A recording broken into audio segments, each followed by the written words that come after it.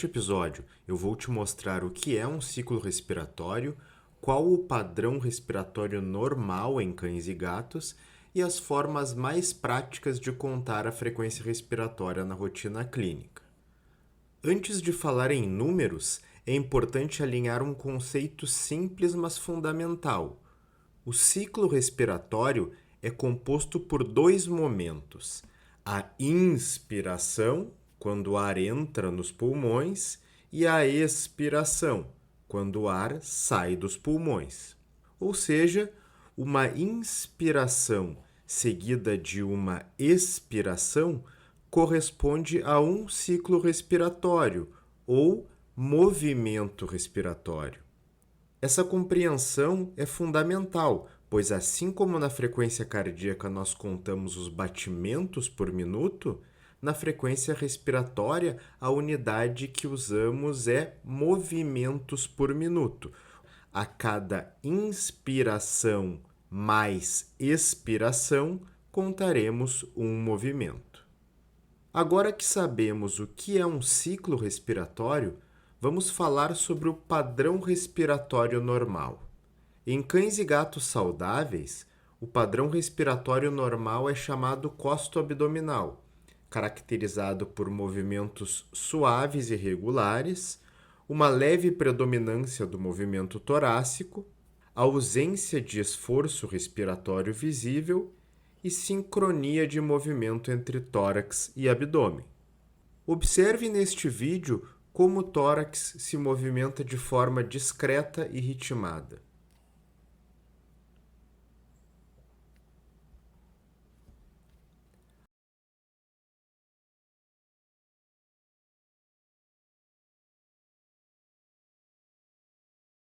Agora, compare com este outro padrão.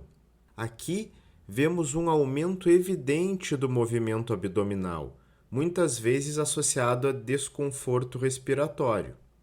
Esse tipo de padrão pode ser observado, por exemplo, em casos de edema pulmonar, como este cão do vídeo anterior, ou de efusão pleural, como o caso do gato que está aparecendo no vídeo acima.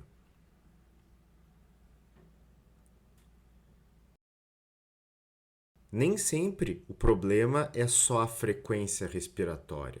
O padrão respiratório traz informações clínicas extremamente importantes. Então, quando falamos de exame físico do sistema respiratório, é fundamental registrar no prontuário tanto a frequência respiratória quanto os sons respiratórios em relação à sua qualidade, se estão normais ou alterados, e ainda o padrão respiratório.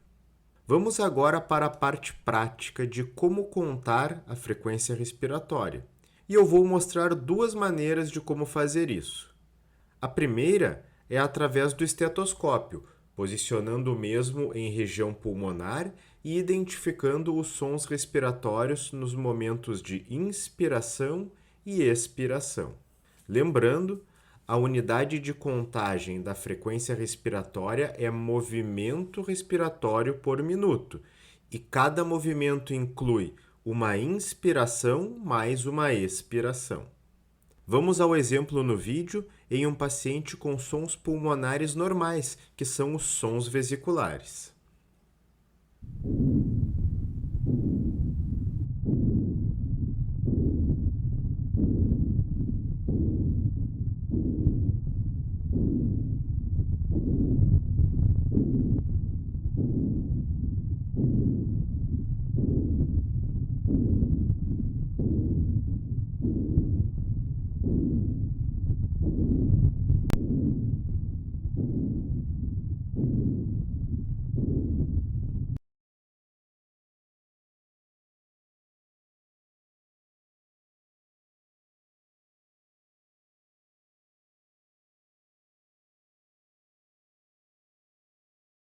Parece fácil, certo? Mas nem sempre é assim, pois a contagem da frequência respiratória pela auscultação pode ser um desafio, uma vez que os sons pulmonares muitas vezes são discretos, o paciente pode estar ofegante, agitado, com sobrepeso, com ruídos cardíacos. Então, uma segunda forma que até considero a mais prática de como contar a frequência respiratória, é através da inspeção visual, sem usar o estetoscópio e apenas olhando para o animal. Vejam como isso é interessante.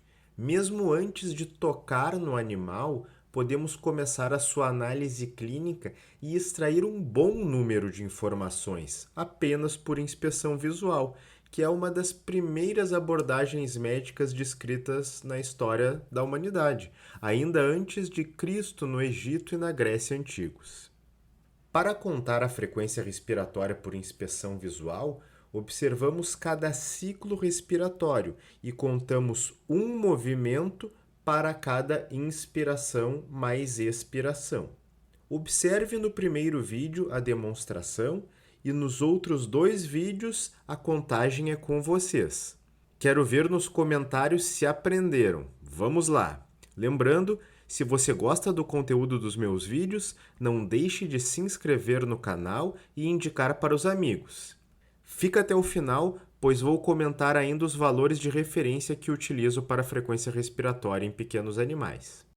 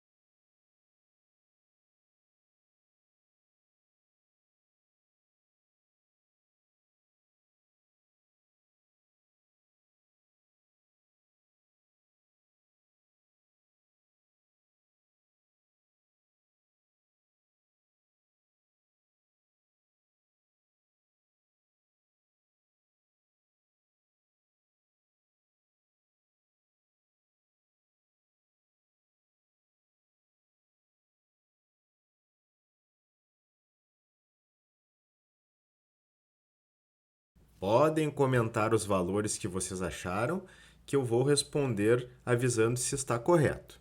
Agora, em relação aos valores de referência que costumo utilizar para a frequência respiratória. Em cães, considero normal numa faixa entre 15 e 30 movimentos por minuto. Já em gatos, é considerado normal uma faixa um pouco acima, de 20 a 40 movimentos por minuto. Mas é bom lembrar que, muitas vezes, nossos pacientes ficam agitados, estressados, ansiosos com a ida ao consultório veterinário e podem ter os valores de frequência respiratória elevados momentaneamente de forma situacional, assim como vemos ocorrer com outros parâmetros, como frequência cardíaca e pressão arterial. Uma informação também muito interessante é que a frequência respiratória em animais com insuficiência cardíaca pode ser utilizada como um parâmetro preditor de crises de insuficiência cardíaca. Existem trabalhos científicos que mostram que cães com insuficiência cardíaca, com uma frequência respiratória em repouso, dormindo, acima de 30 movimentos por minuto, são pacientes que têm um risco aumentado de ter uma crise de insuficiência cardíaca congestiva.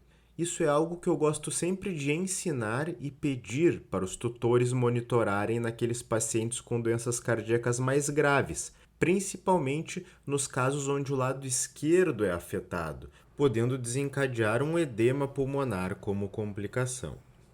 Este último vídeo mostra a contagem da frequência respiratória em repouso com o animal dormindo e vamos também ver o resultado.